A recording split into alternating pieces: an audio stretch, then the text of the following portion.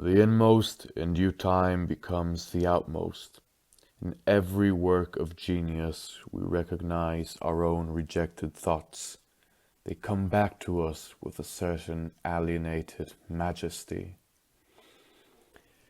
And we are now men and must accept in the highest mind the same transcendent destiny, and not minors and invalids in a protected corner, not cowards fleeing before a revolution, but guides, redeemers, and benefactors, obeying the almighty effort and advancing on chaos and the dark.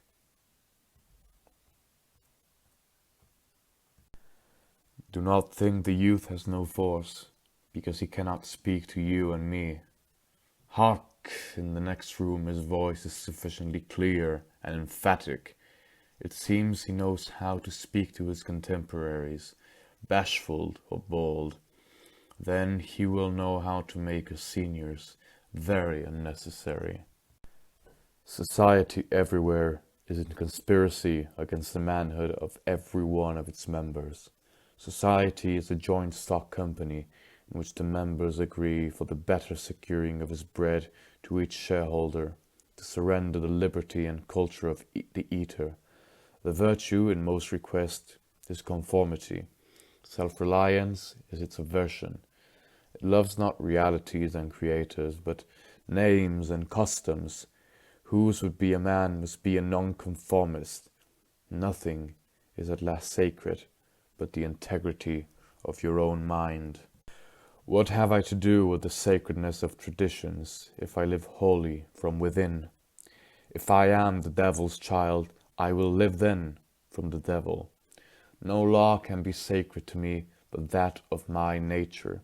Good and bad are but names very readily transferable to that or this. The only right is what is after my constitution, the only wrong what is against it. A man is to carry himself in the present of all opposition, as if everything were titular and ephemeral but he.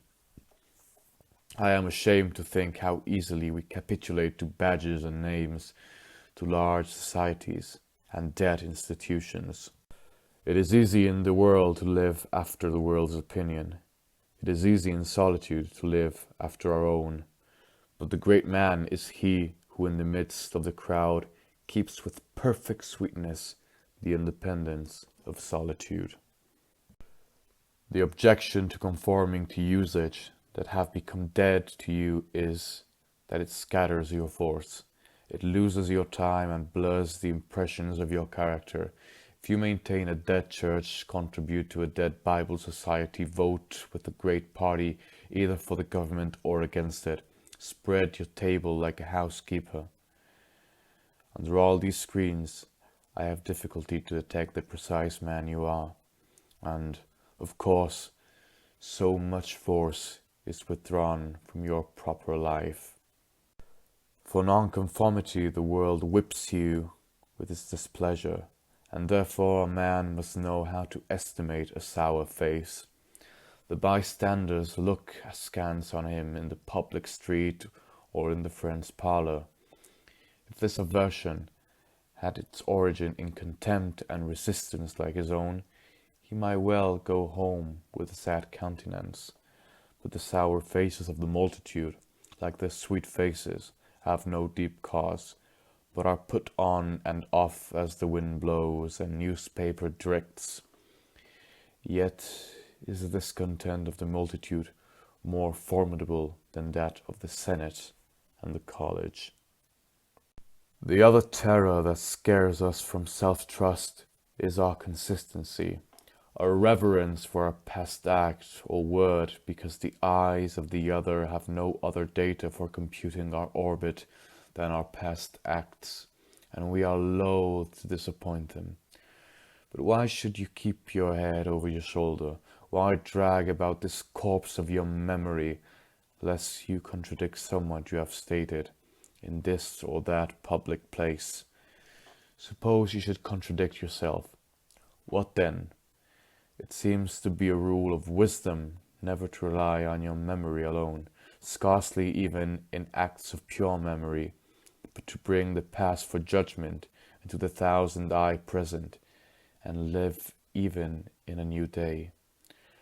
A foolish consistency is the hobgobbling of little minds, adored by little statesmen and philosophers and divines. With consistency, a great soul has simply nothing to do. He may as well concern himself with the shadow on the wall. Speak what you think now in hard words, and tomorrow speak what tomorrow thinks in hard words again, though it contradicts everything you said today. To be great is to be misunderstood. Man is timid and apologetic. He is no longer upright. He dares not say, "I think I am," but quotes some saint or sage. He is ashamed before the blade of grass or the blowing rose. These roses under my window make no reference to former roses or to better roses. They are for what they are. They exist with God today. There is no time to them. There is simply the rose. It is perfect in every moment of existence. Before a leaf bud has burst, its whole life acts. In the full-blown flowers there is no more. In the leafless root there is no less. Its nature is satisfied, and it satisfies nature. In all moments alike. But man postpones or remembers. He does not live in the present, but with reverted eye laments the past, or, heedless of the riches that surround him, stands on tiptoe to foresee the future. He cannot be happy and strong until he too lives with nature in the present, above time. Life only avails, not the having lived. Power ceases in the instant of repose. It resides in the moment of transition from a past to a new state, in the shooting of the gulf, in the darting to an aim. This one fact the world hates, that the soul becomes, for that forever degrades the past. Turn all riches to poverty, all reputation to a shame, confounds the saint with the rogue, shoves Jesus and Judas equally aside. Why then do we prate of self-reliance? Inasmuch as the soul is presented, there will be power, not confident, but agent. To talk of reliance is a poor external way of speaking. Speak rather of that which relies, because it works and is. Who has more obedience than I masters me, though he should not raise his fingers. Round him I must revolve by gravitation of spirits. We fancy it rhetoric when we speak of eminent virtue. We do not yet see that virtue is high, and that man or company of men, plastic and permeable to principle, by the law of nature, must overpower and ride all cities, nations, kings, rich men, poets, who are not.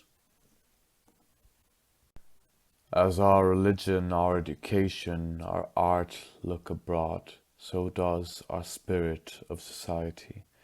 All men plume themselves on the improvement of society, and no man improves. Society never advances.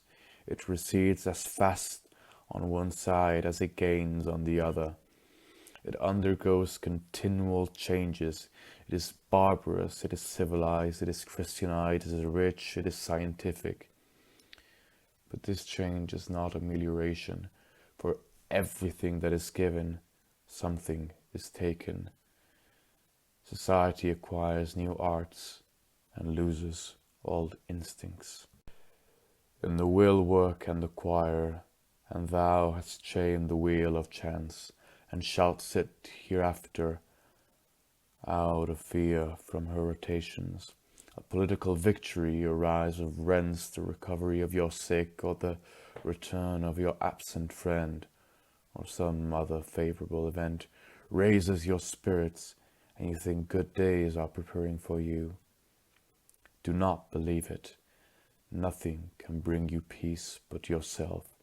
Nothing can bring you peace but the triumph of principles.